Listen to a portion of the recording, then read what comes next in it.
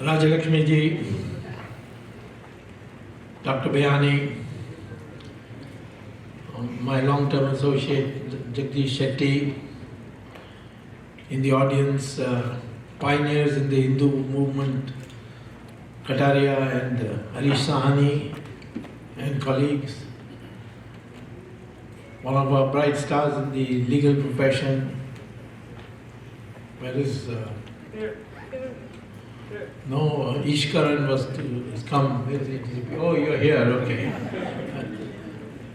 And friends, I must congratulate Rajalakshmi for this effort.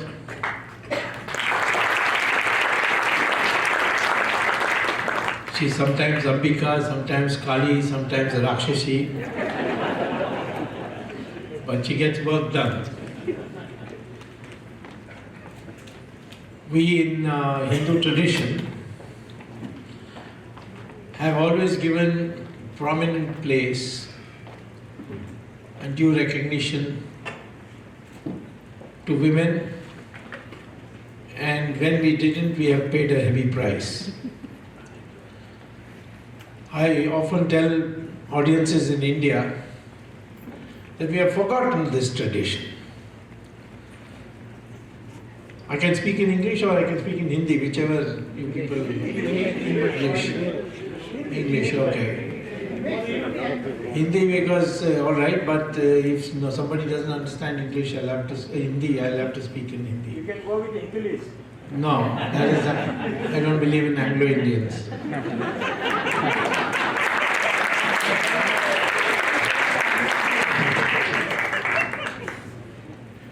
I tell people in India that once I was sitting with a friend and I was saying, supposing we constituted the cabinet in heaven, who would be the Prime Minister? So he said, Brahma. I said, Deputy Prime Ministers, it's Shiva and Vishnu. Then I said, okay, let's now see who gets the important portfolios. I said, Defense, Durga. Finance, Lakshmi. Education, Saraswati. So the important portfolio has gone to women. Then I said, but some male god must have got something. So he said, yes, information broadcasting to Narad Muni.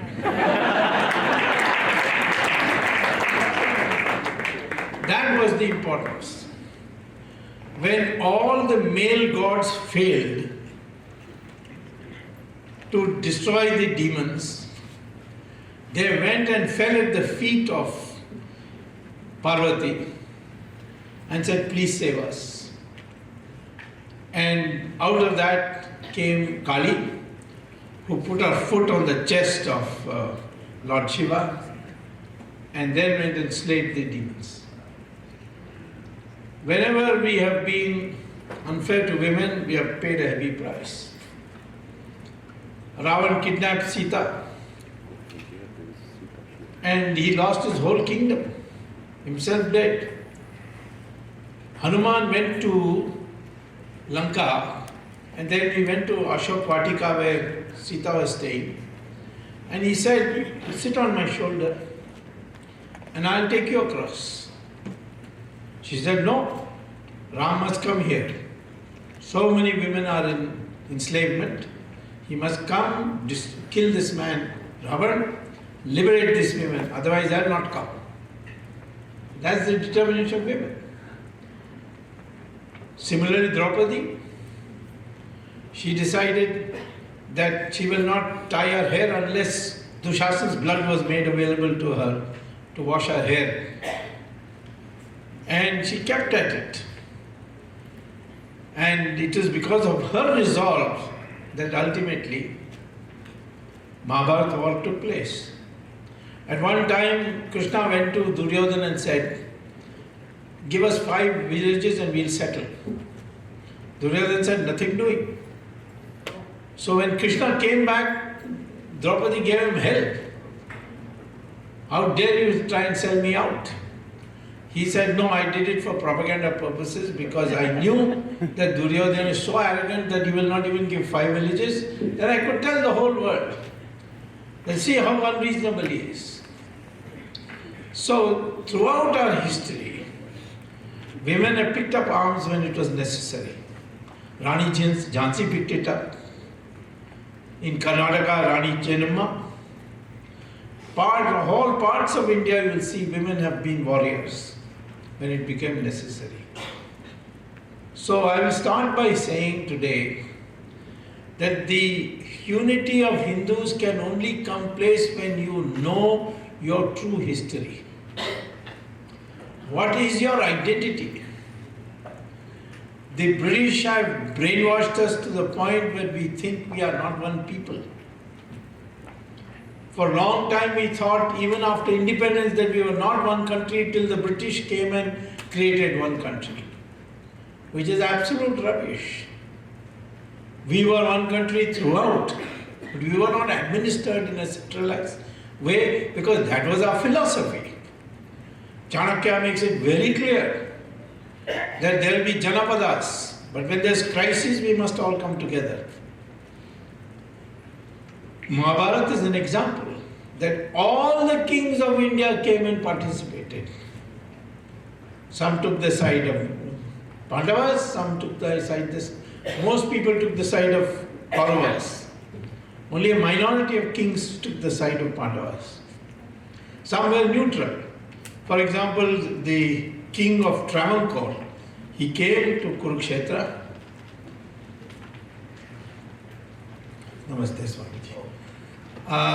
They came to Kurukshetra, he came to Kurukshetra, and then he found that these two brothers are fighting over very silly things. So he said, I will not participate in the war, but I will cook for both sides.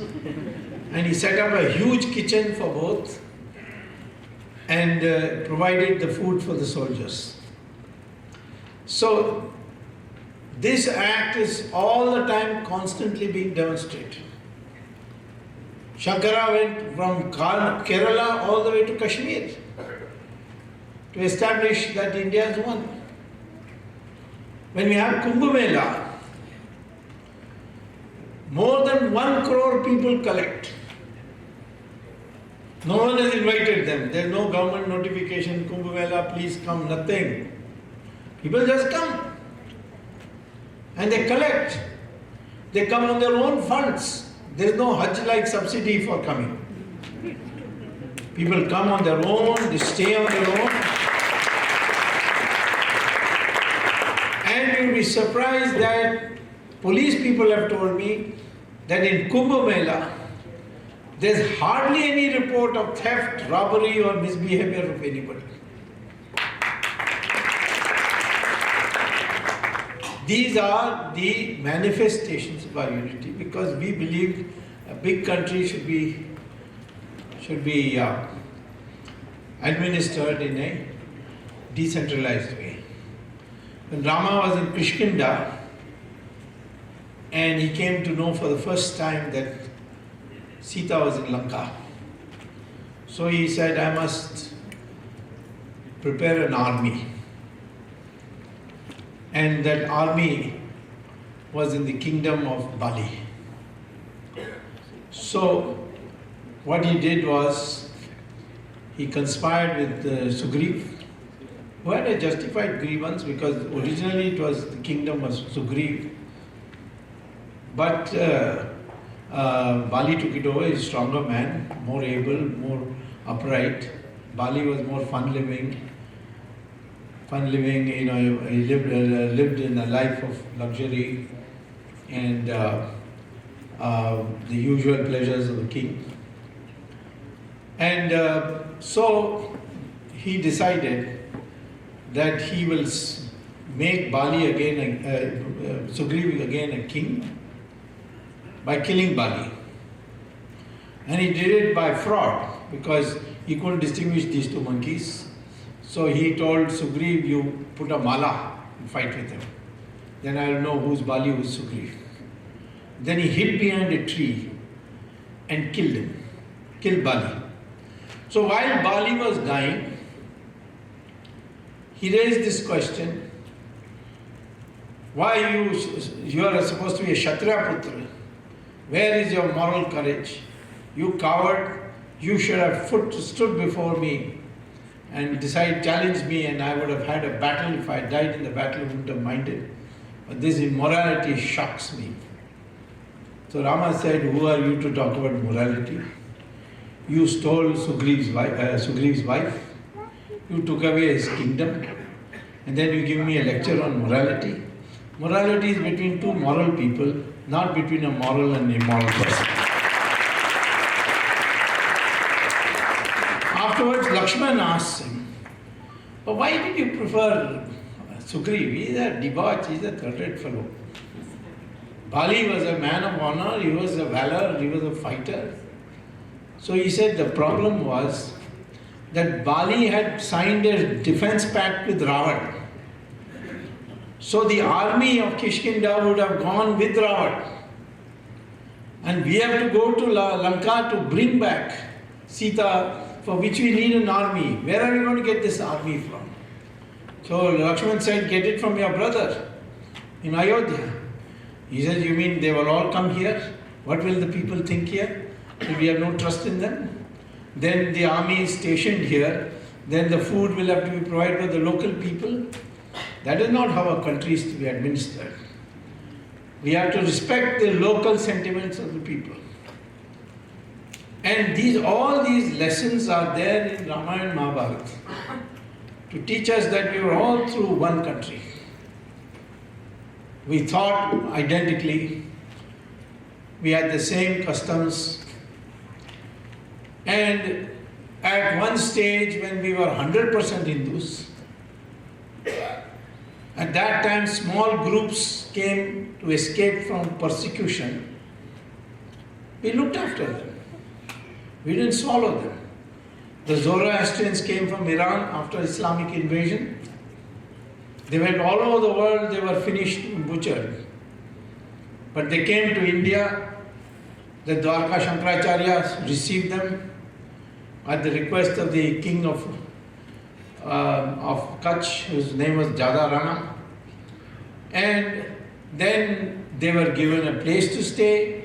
They were given, their fire temples were built by the local Hindus. And never did the Parsis ever experience any discrimination or hostility. When the British left, they met the Parsi leaders and said, you are a very small minority. Like the Anglo-Indians, we can create a reservation for you. They said for thousands of years the Hindus have been looking after us. We don't need you, you go home, we'll be quite safe. The Jews came, persecuted everywhere in the world.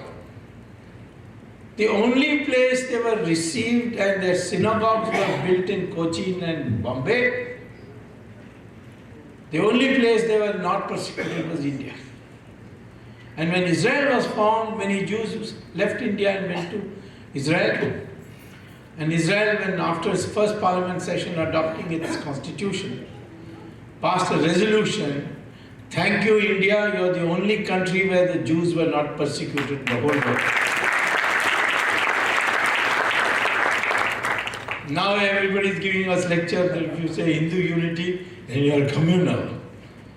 You are anti-Muslim. You are anti-Christian. What is our record? And what is the record of the others? The Hindus fought throughout the occupation by Muslims, throughout the occupation of the Christians through the British, but never surrendered. History books may record something like that. Of course, in these 5 years, we'll revise the history books, we'll get new history books.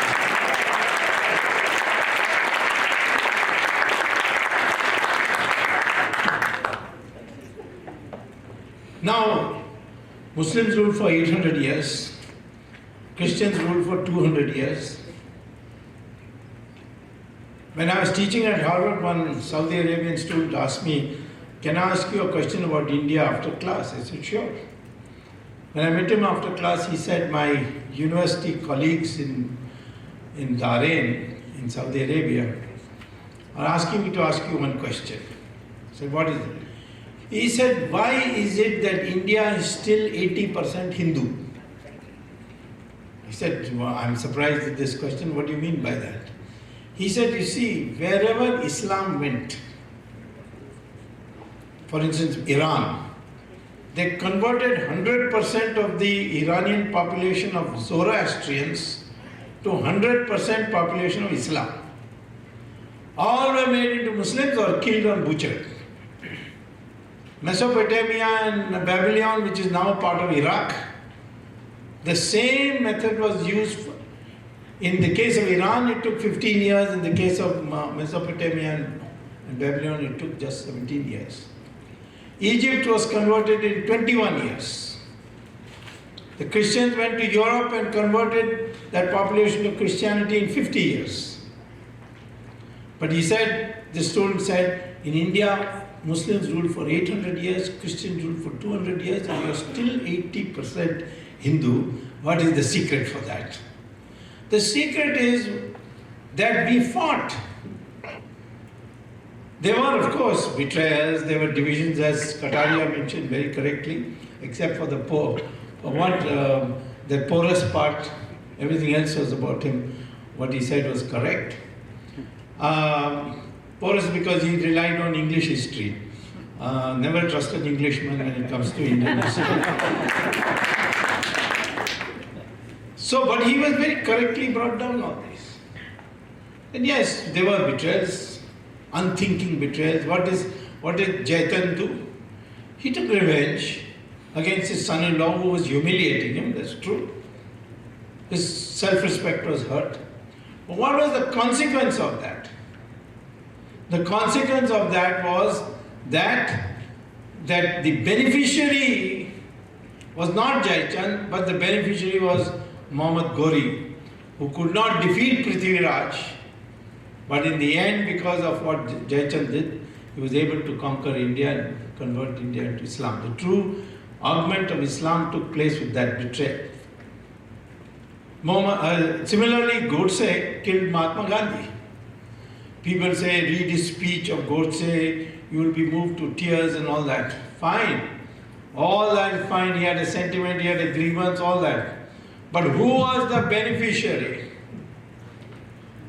The reason for killing Mahatma Gandhi, according to Godse himself, is that Mahatma Gandhi was anti-Hindu. But by killing Mahatma Gandhi, Godse empowered Jawaharlal Nehru, who was the most anti-Hindu of all.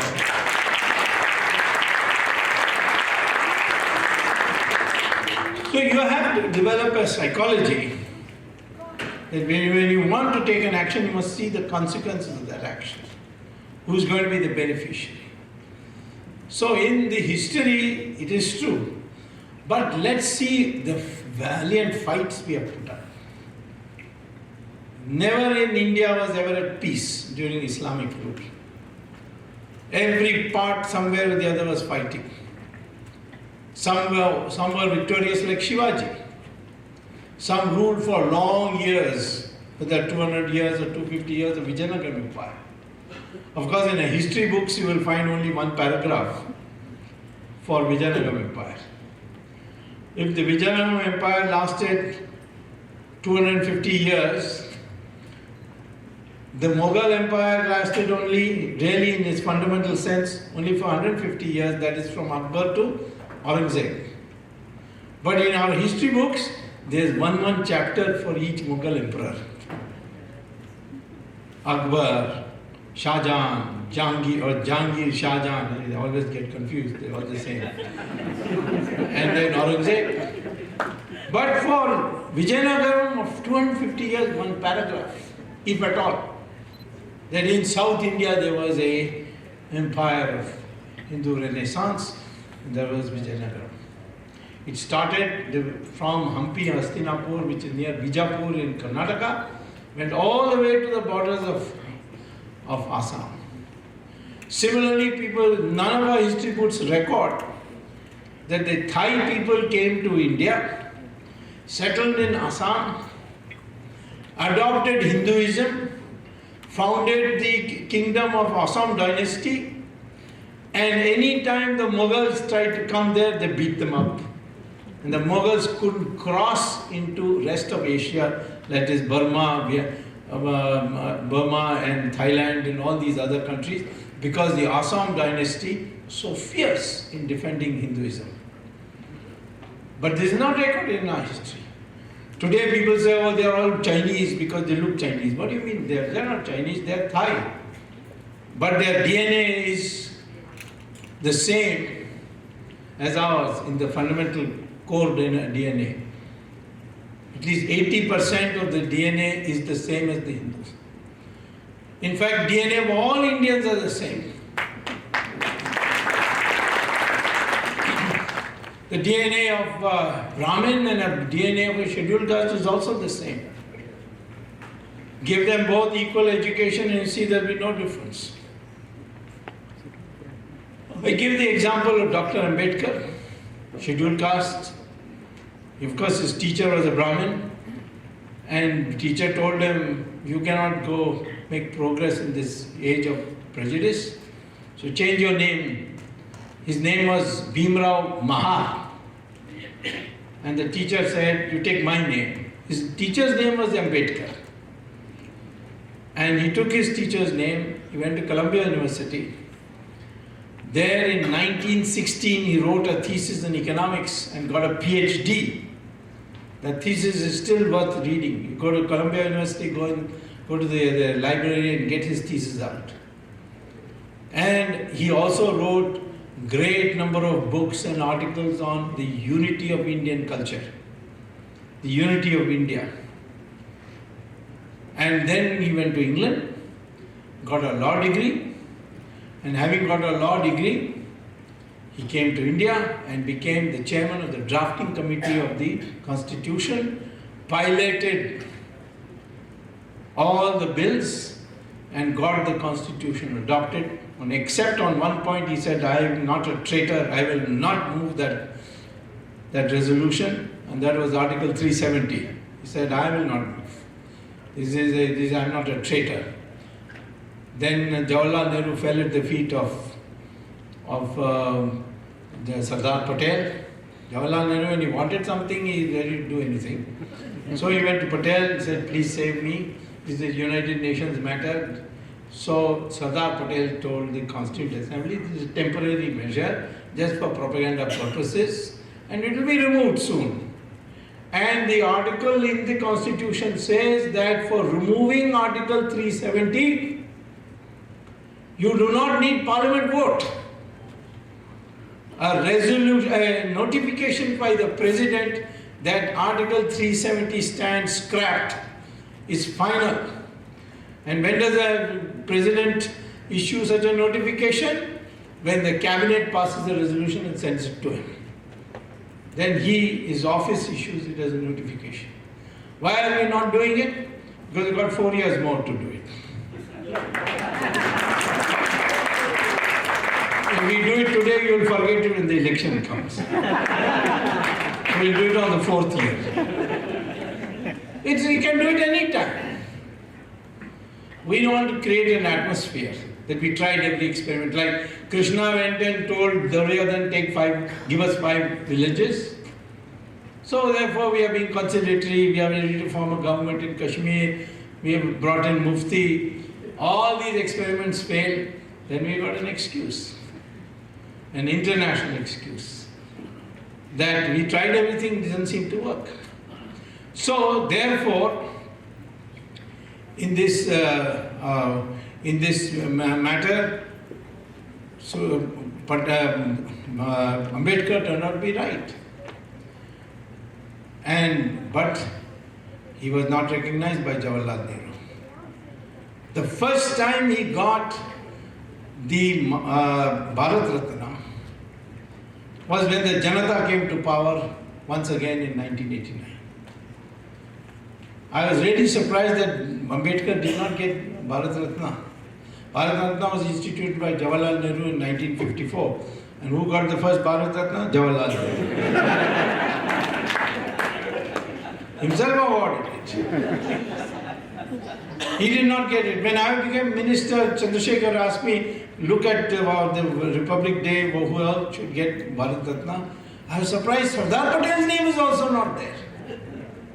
So under my signature as law minister, I sent a recommendation to the Prime Minister that Sardar Patel should get the Bharat Ratna in priority basis.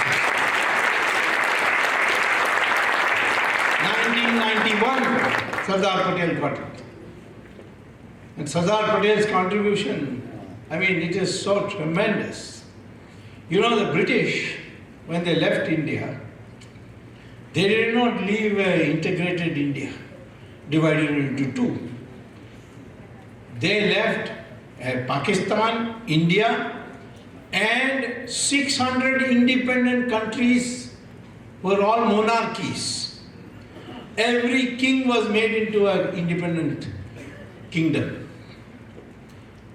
Of course, there was in the constitution of the 1935 constitution a provision that which the British had used it for their purposes, which is that if any king signs on the dotted line the instrument of accession, then the instrument of accession will mean that that country will merge into India. That time it was undivided India.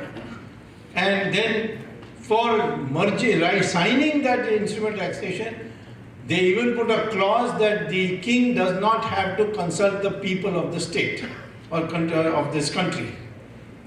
And it is irrevocable. That is, once you sign, you cannot reopen the matter. It is final. So using that, Sardar Patel, 600 separate countries, he met each one of them and he was persuaded 500 to sign the instrument of accession. Even on Kashmir, he made the Raja sign, because the Raja first didn't want to sign. He said, no, let me see, I'm on the border state, maybe like Switzerland, I will become an independent country. Then Pakistan sent the army and he got scared, he came running to Delhi. So now please send the Indian army to save me. So Sardar Patel said, sign here first. And he signed, given. It became a part of India. There would have been no dispute if Jawaharlal Nehru had not gone to the United Nations. Now that resolution become useless because the conditions that were put on Pakistan, they did not follow. Now it become a dead letter. We should withdraw it. We will. Again on the 4th year.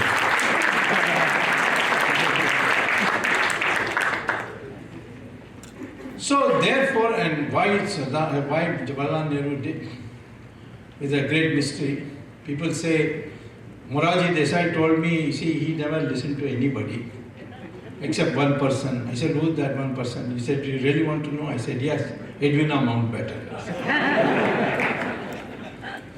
So anyway, the fact is that this Ambedkar, total patriot, congressmen have always called him not even Dr. Ambedkar for his Ph.D. from Columbia, but they called him Bhimrao. They'll never refer to him as Dr. Ambedkar. Jawaharlal Nehru, on the other hand, he went to Cambridge. He failed there. I don't think any member of the Nehru family has ever passed an exam.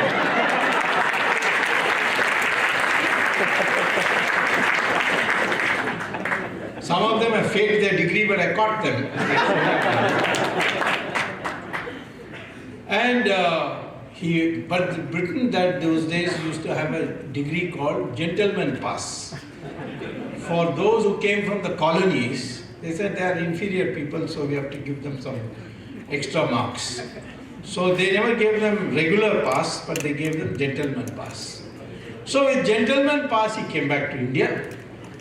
And congressmen called him what? Pandit Jawaharlal Nehru. I mean, you can call Ambedkar Pandit, but you can't call Jawaharlal Nehru Pandit, you see. So this is the kind of prejudice thing. What I'm saying is that DNA shows we are all the same people. And if we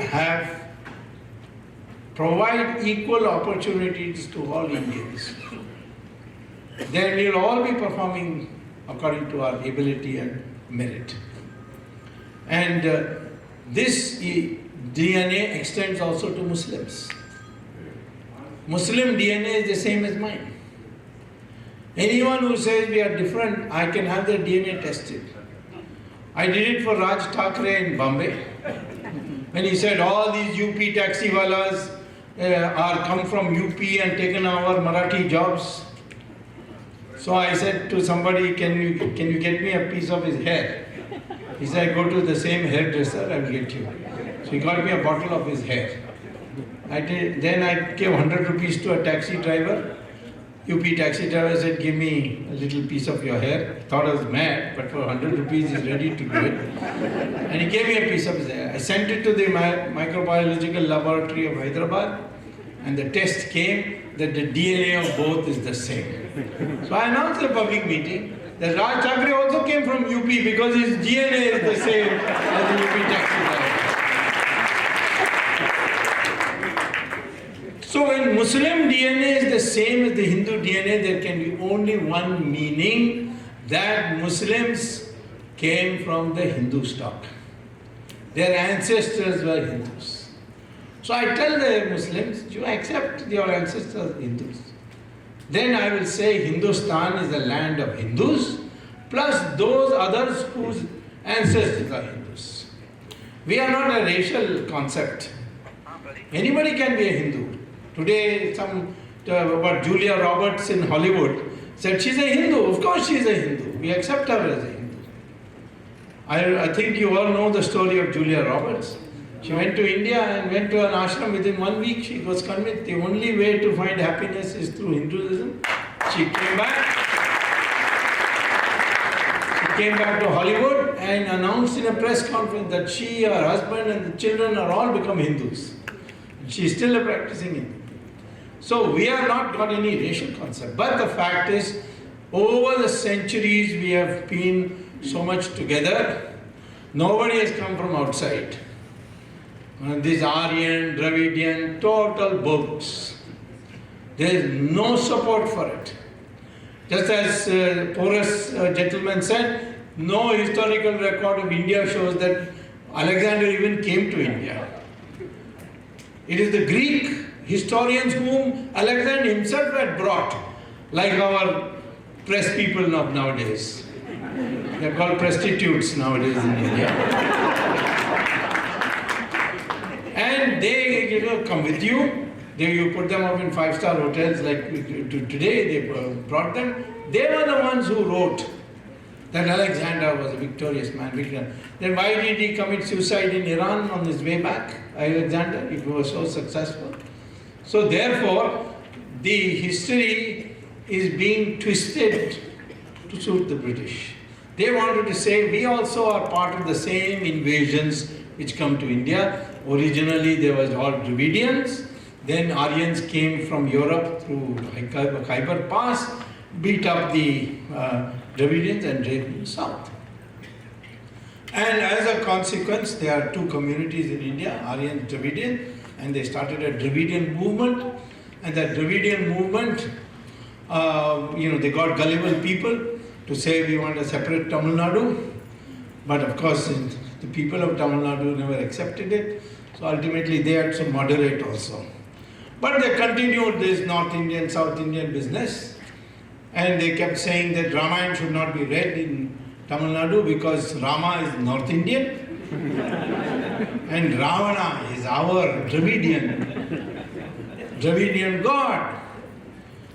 I had once a quarrel with Karunanidhi on this, and I told him that I will prove to you that Ravan was born in an area just outside Delhi called Noida, in a village called Basarak.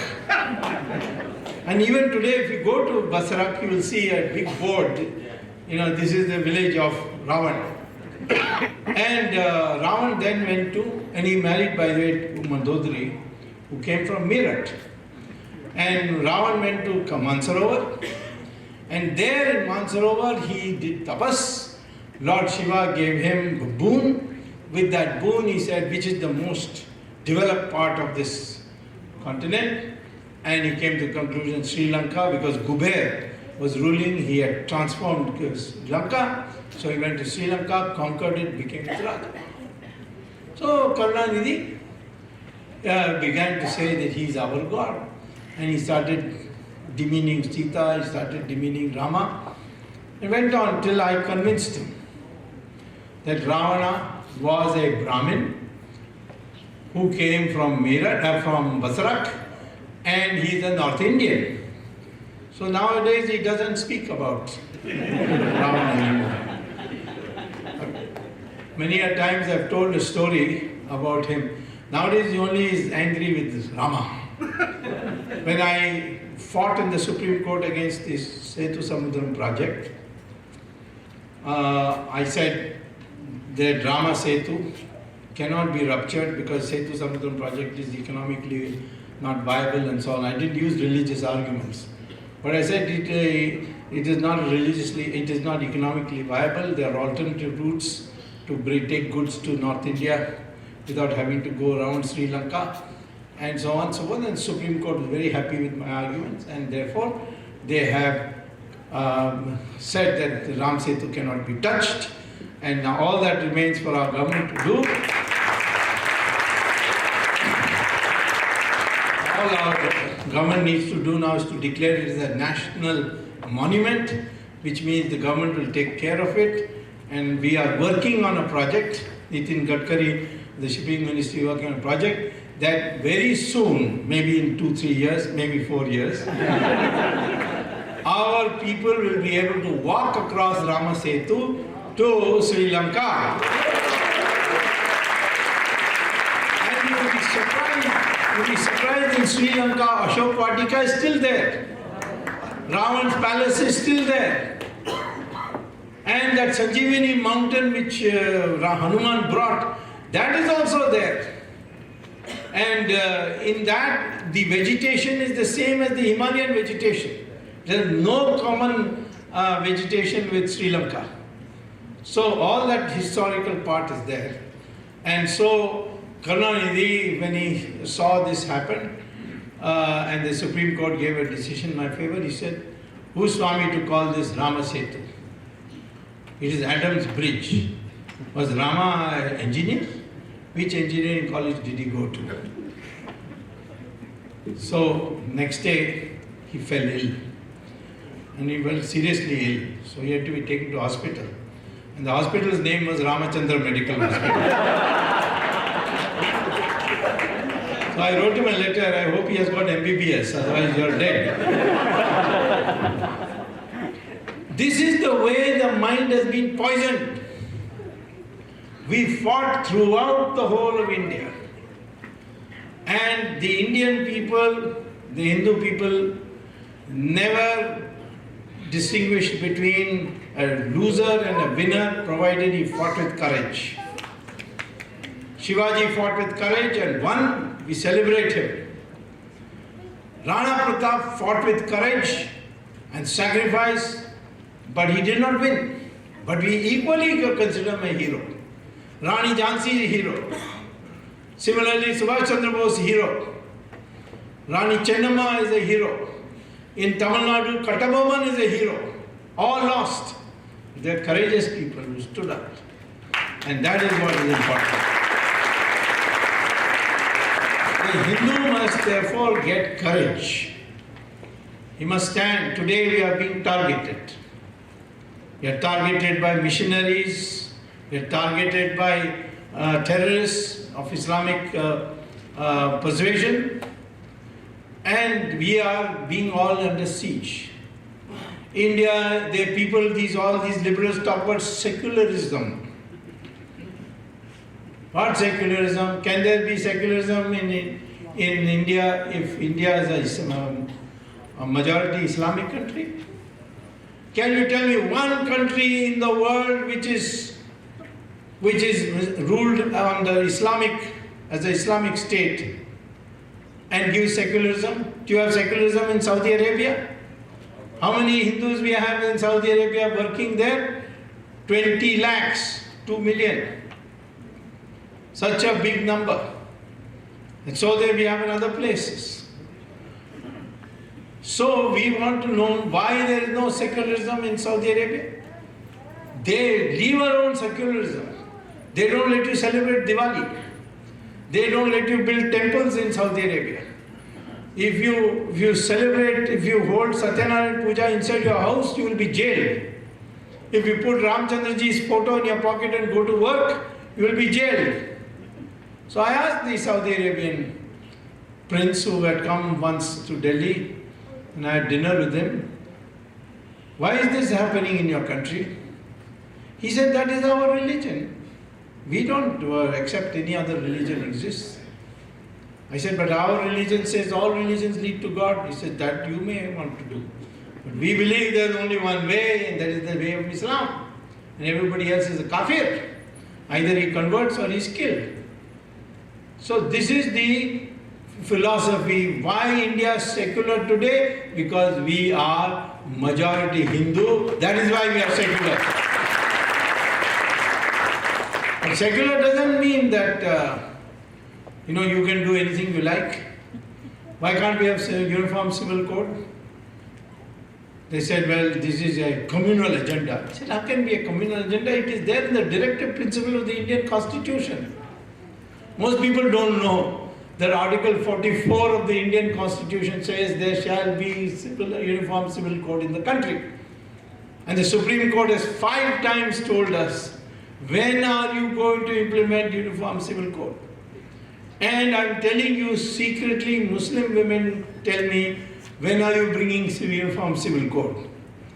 Because the Muslim women are the ones who feel the pinch of this. They see that the rest of society, particularly Hindu society women, for all that is happening against them, but they still have freedom, they can work and so on, whereas they are put upon.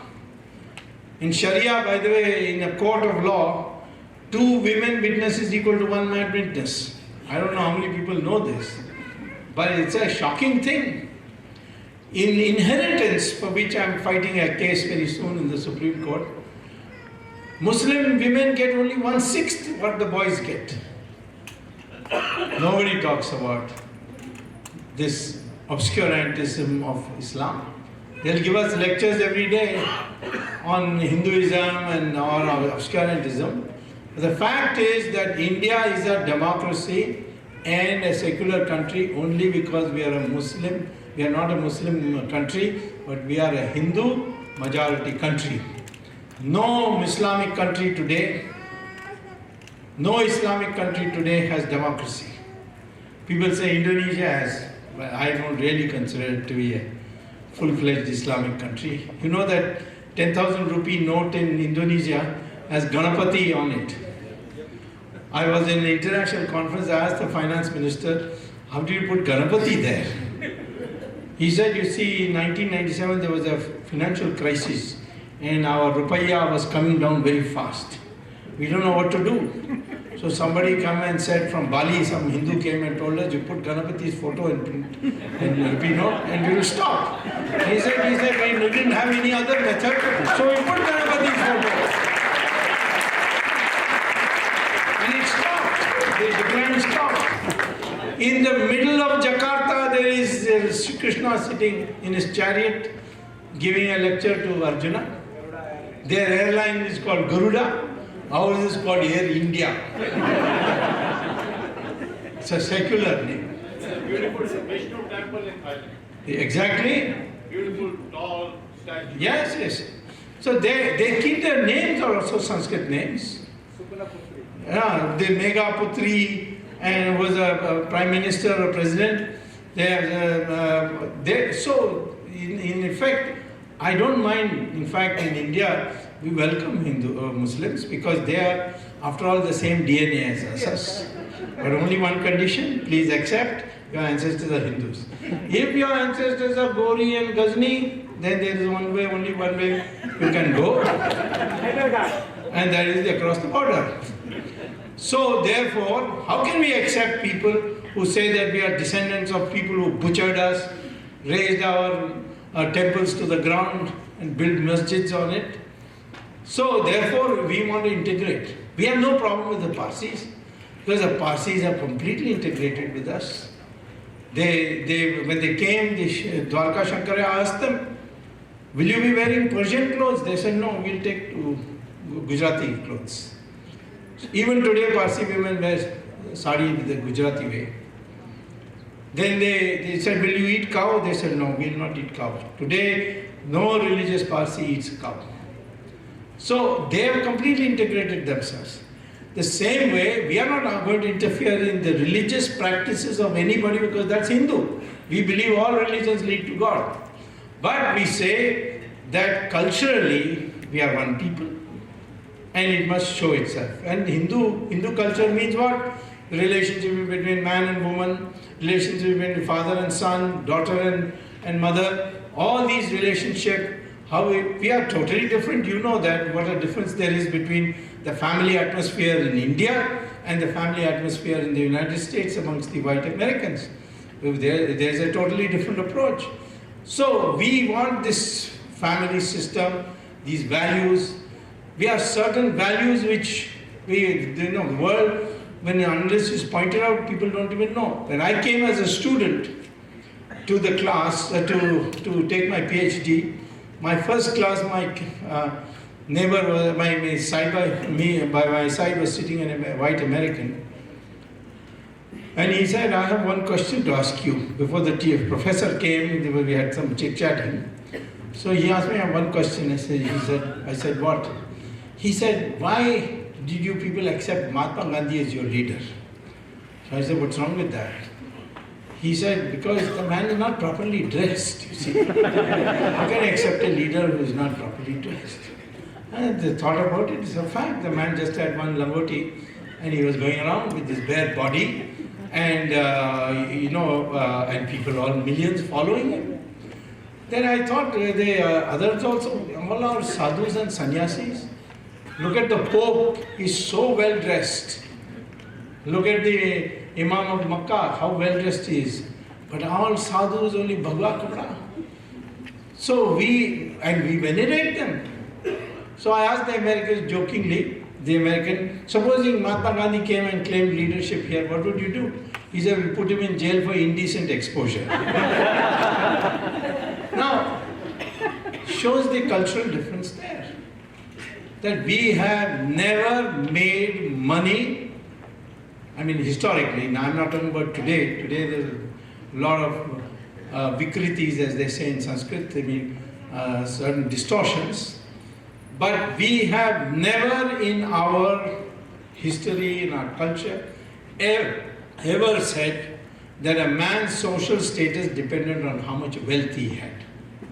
Whereas in this society, in the American society, that is the main thing.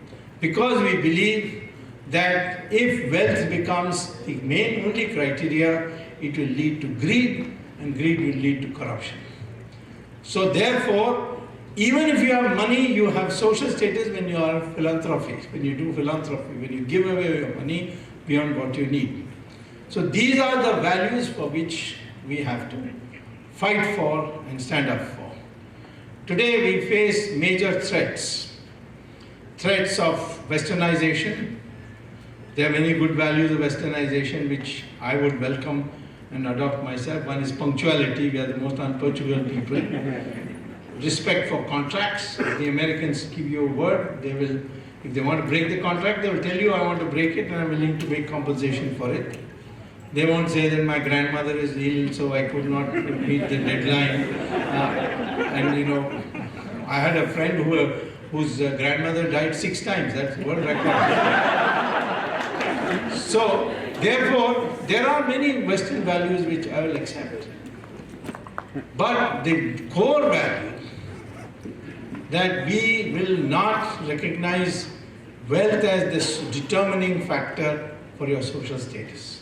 What we will recognize as the highest form of living is knowledge and besides knowledge, your sacrifice. And that is the section whom we had originally said were Brahmins. Brahmins had nothing with them except the ability to teach, and they are sacrificed in the sense they had no wealth, they had no property, they had no weapons. But the Raja had to go to him and seek his sanction before he could take any major decision like declaring war. The monarchy in Europe, the king was everything, but not in our system, because we believed in decentralization of power. And in that decentralization, birth was not a factor. Because if birth was a factor, then Veda Vyasa could never have been a Maharishi who wrote the Ramayana, because his mother was a fisherwoman.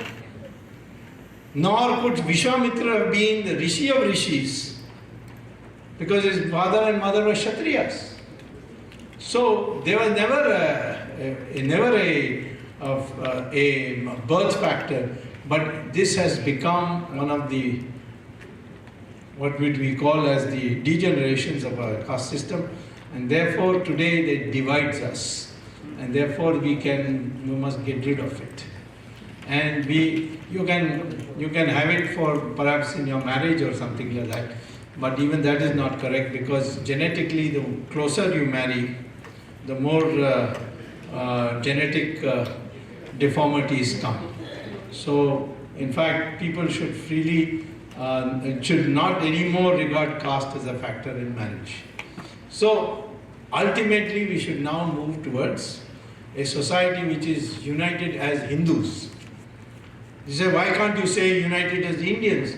I said, yes, first let us take 80% of the population, and then remaining 20%, we'll have. We don't have, it's not a Hindu in that sense, because Sikhs are there. Sikhs have a distinct relationship, distinct religion, but the Sikhs came out of us, and we'll never forget the Sikh community sacrifice to keep the Hindus alive in the Guru Tegh Bahadur and Guru Gobind Singh. The same thing with Jains, Buddhists. We have no, to call them Hindu, we may call them Hindu, they may not want to be called Hindu, doesn't matter. But they have come out of us, and therefore we accept them as theirs, and their main concepts and tenets are the same as Hinduism. And therefore we have no difficulty whatsoever. And they are not also a proselytizing type religion. And therefore there is complete harmony between Hindus, Sikhs, Muslims and all, Hindus, Sikhs, Jains and Buddhists, and even Parsis, because of the non-combative situation. The Jews also, we have no problems at all. They are very microscopic numbers, but the fact is that we had a Hindu-Jew dialogue with which I participated. They had only one clarification to seek. They said, do you have polytheism? I said, no. Swami Dayanand Saraswati, who is nowadays, today in a hospital in Pennsylvania, he had led that discussion, and he beautifully argued that ours is one God with several manifestations for simplicity, for ease of teaching the theology. But ultimately Ishvara is a one God only. And therefore the Jewish rabbis accepted that and said there's no fundamental difference between Judaism and Hinduism, and therefore from then on we have been having continuous Jewish faith dialogue. So we today say that we want only to be Hindus. The advantage, the reason why people get frightened by that is because look at the impact on the elections. In the last election I had given a slogan, unite the Hindus and divide the Muslims. So somebody wanted to file a case. I said, go ahead, file it, because I know the law, I know how to fight also. I've never lost a defamation case. In fact, I've generally not lost cases. It may take time, but ultimately I know my facts. I'm telling you that today, up till today, what was the electoral principle? Divide the Hindus and unite the minorities. I am reversing it. I am saying no, unite the Hindus and divide the minorities. That is what, and even in Christians, the Syrian Christians, we have no difficulty at all. They are very much identified with us. So therefore, today, the call has to be that we sink all our differences and forget about caste, forget about varna, and regard ourselves as Hindus because we are being attacked as Hindus. What is this attack going on Rajiv Malhotra? Is there any sense in what they are saying against him? A man is the most original, brilliant mind. He has established the foundations of Hindu history. And I hope in the future the government of India invites him to make him a chairman of the new textbook committee and creates a textbook which all young people can read. But they are targeting him and spreading the word. They did it with me. When I was teaching at Harvard, I wrote an article in a Bombay newspaper where I said how to deal with Islamic terrorism. Now in that I said that the Muslims should identify with Hindus. And the best way to identify is regarding themselves that according to their DNA, they also have the same DNA as us, therefore their ancestors must be Hindus. If they don't accept it, then it means that they think that they are descendants of Ghori and Ghazni. Then they don't belong in India. I said, but they can stay in India. My recommendation is they should not get a right to vote if they do not accept this. Now, big halla in Harvard amongst the liberals, not amongst the students or the general public. And they said, no, you can't teach here. I said, oh, thank you. I was coming because you were asking me. Every year I had to spend 2.5 months in this country, and Indian politics was suffering because of that. Many of my enemies were happy that I was leaving the country, but I didn't want to do it. Today, they naturally regret because the situation has changed so much. Yesterday I addressed a meeting in Princeton, a very big, large crowd. They are all appreciative because now the Americans also realize that what we are facing in India, they are going to face in their own homeland. So I am saying to you today, the need of the hour is to become a good Hindu. As a global Hindu, it is not required that you should come and serve India. It is not required. You want to come, you are welcome. In fact, we have made a new rule which people are very agitated about, particularly the minorities. Say anybody coming illegally from Bangladesh, if he is a Hindu, he will get citizenship. And if he is not, then he will have to make an application, will examine whether he came because of persecution or he came for other reasons, whether he's got some ability besides marrying 4 times. See, all these things we will have to take into account. So these things we have begun to make distinction. Today we regard all Hindus wherever they are, whatever they may be. There may be Jews who became Hindus, or Chinese who became Hindus, or the whites who became Hindus. All Hindus for us is the same.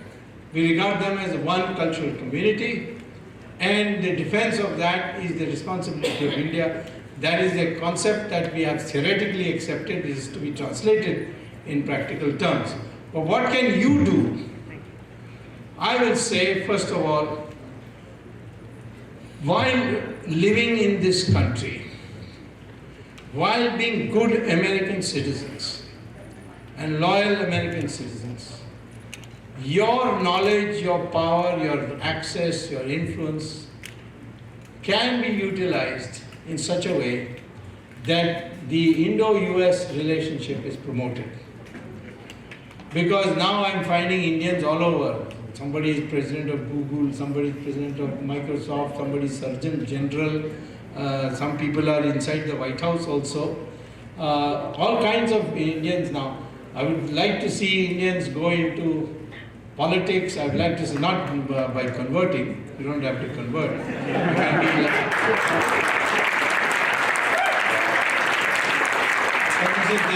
there's a lady from from Honolulu, I think. Tulsi, she's openly Hindu. There's nothing wrong with this kind. This society today knows that it's much better that we deal with Hindus than any other nationality, because we have performed so well here. We are so orderly. We are so well behaved. So therefore, I'm saying that you get into every profession of importance here. Get into law, get into politics, get into police, become judges, become professors, all these, and then this knowledge, when we decide to access it, we should be able to do it, because India-US relationship is now going to grow, because we are facing a common threat, which is called ISIS. So India, US and Israel have to come together, and it is natural because we have manpower. Israel has intelligence. I mean, they know who's doing what, and the Americans have weapons. So complete complementarity between these three countries. And like in the case of Hitler, Churchill, Stalin and Roosevelt came together, the same way India, Israel and the United States has to come together to find a threat which is more barbaric, more terrible, more dangerous to the world than Hitler was, and that is ISIS. But in order to keep your identity, there are 4 or 5 things you have to do. One is you have to accept that you are not only a Hindu, but you bond with other Hindus.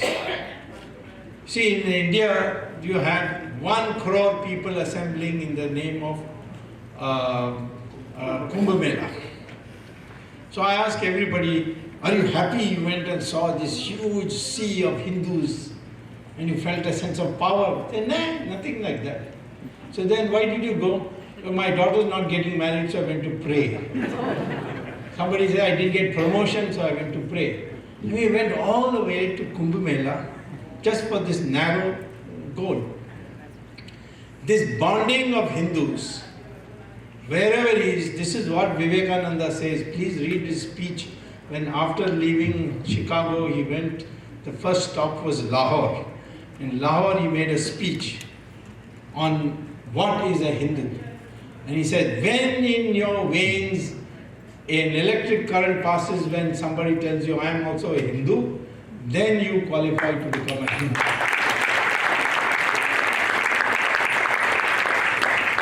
So that identity must be there. How to cement that identity? There I would suggest either you or your children or your grandchildren should learn Sanskrit. It's easy to learn Sanskrit. And it is not some obscure thing that I'm telling you to do. Sanskrit is going to be the language of the future, because NASA has discovered that in the field of artificial intelligence, the best, most compliant language for the computer is Sanskrit. And therefore Sanskrit is become now a compulsory language to learn for getting a degree in artificial intelligence. You can see this by going to Google and saying NASA and Sanskrit, you will get all the readings. Even schools in Britain are now teaching Sanskrit. Germany, there is a craze. Surprisingly, Chinese, there is a craze for learning Sanskrit. And there are many school teachers who have gone on record in Britain who say learning of Sanskrit generates vibrations in your body which creates changes in your mental capacity. Now, all these things are there, but it's a superb language. It's a language which will bond you also, because the vocabulary of Sanskrit is there in every language, every Indian language. Some have more, some have less. Bengali has a lot, maybe in 80-90%. Malayalam also has a lot. Even Tamil has 41% of its words from Sanskrit. Once I had an argument on Karunanidhi on this also. No, we are a separate language. What is this? No Sanskrit thing. So I said, then how your name is Karunanidhi? That's also Sanskrit. Why don't you change your name? You can see if you ask any DMK man what is the Tamil version of the word symbol for an election symbol, he'll say Chinnam. In Sanskrit it is Chin. I said, what is your Chinnam? He says Udayan Suryan. I said, is this Tamil?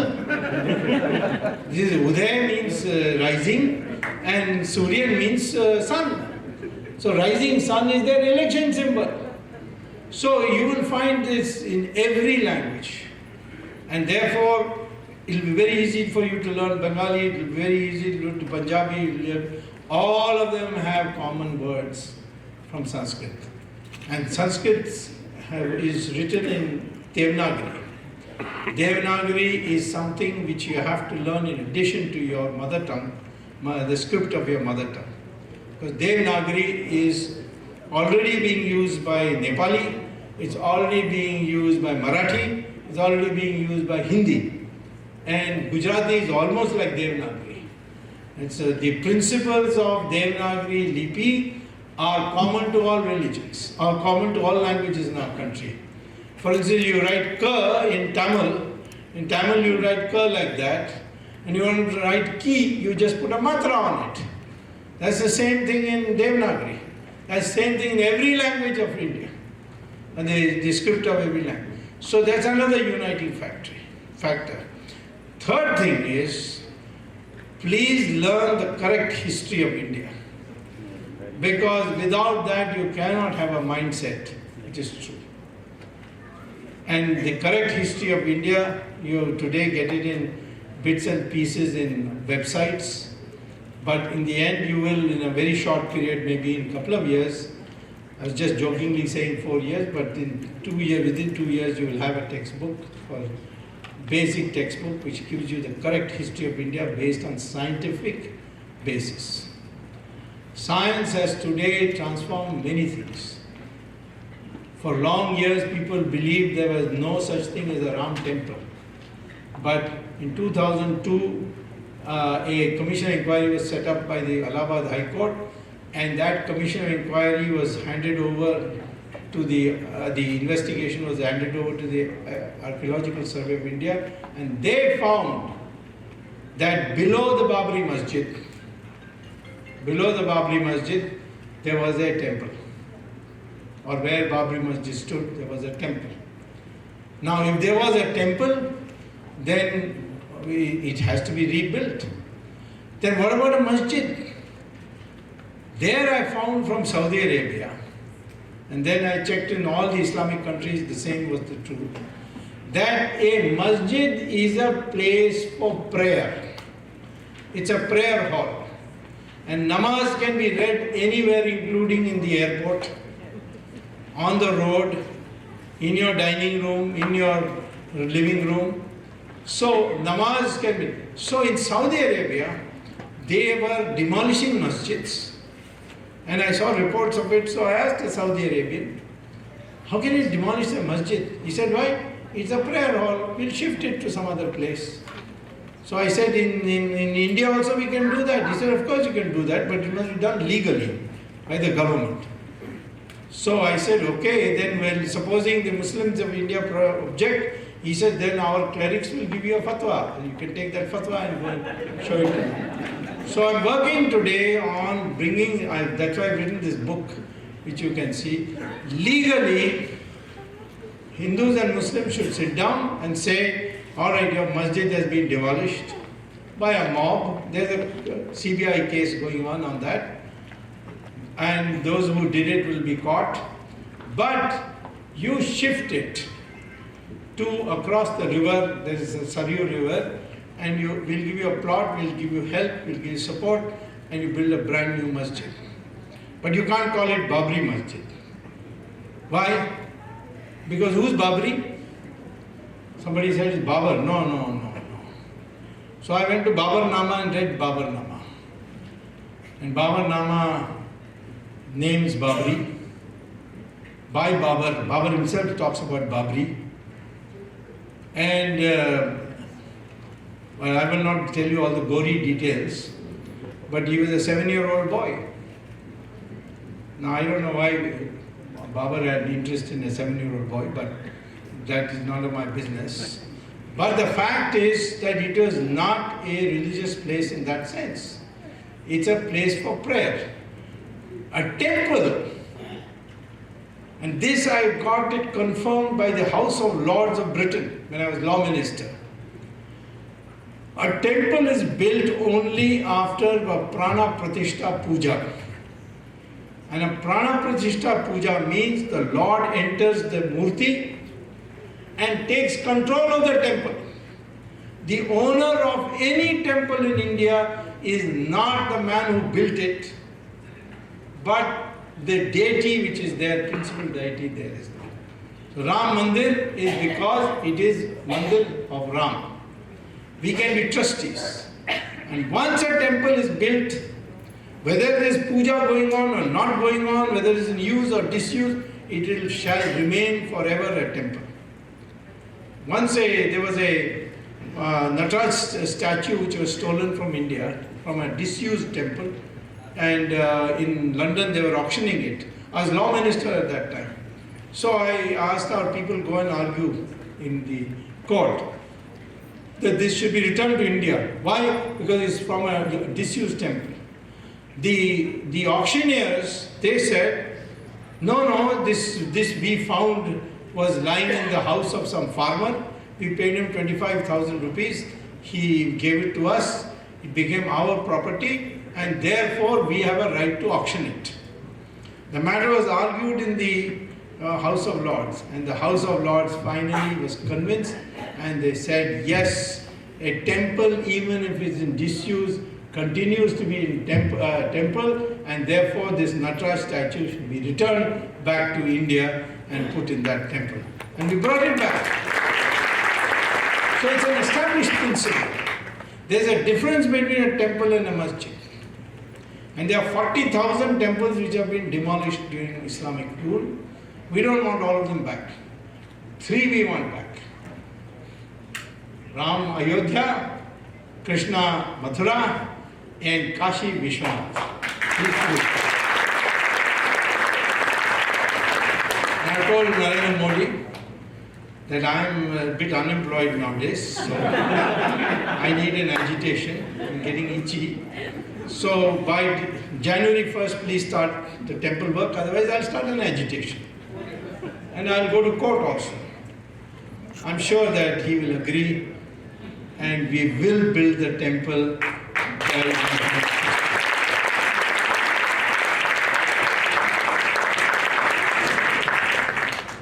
So these are the ways in which you identify with the concept of Hindu.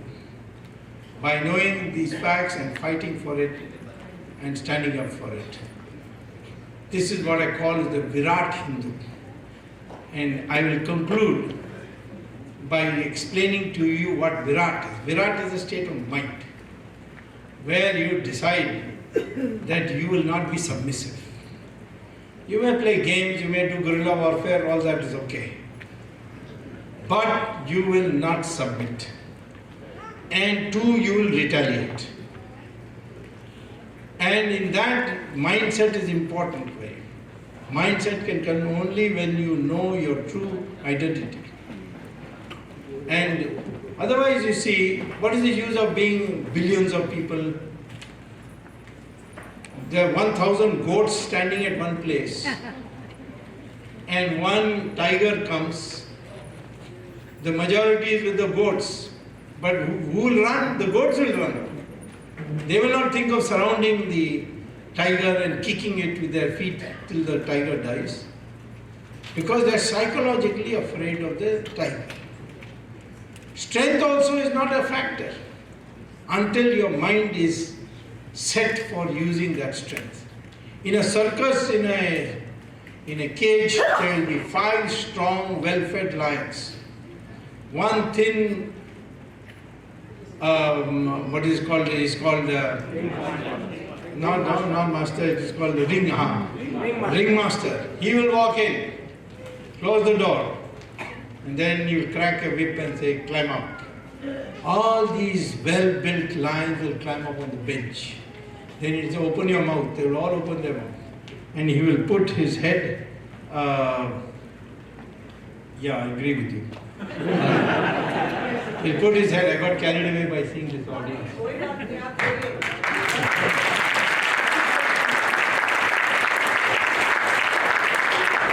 So I'm saying that you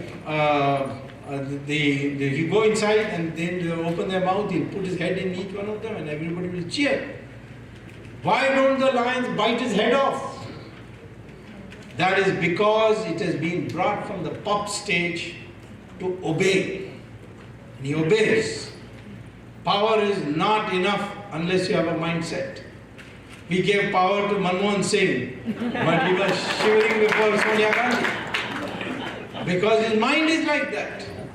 So we want a Virat Hindu, and that Virat Hindu is based on feeling of commonness with all other Hindus, 2, knowledge of Sanskrit, and 3, correct history, and a determination that we will not put up against any injustice to the Hindu community. Thank you very much.